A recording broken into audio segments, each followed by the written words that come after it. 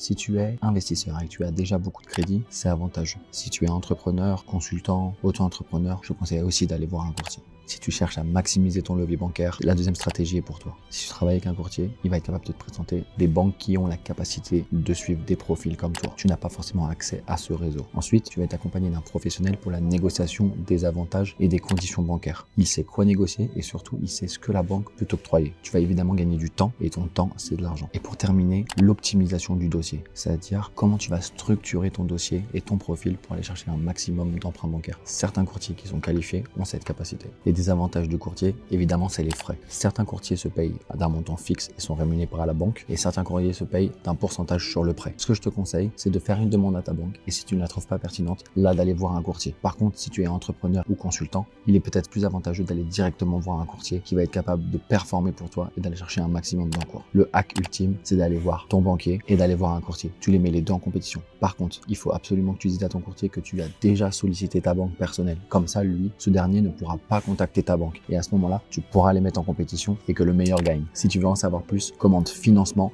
et tu vas recevoir un guide sur comment gérer ton dossier bancaire.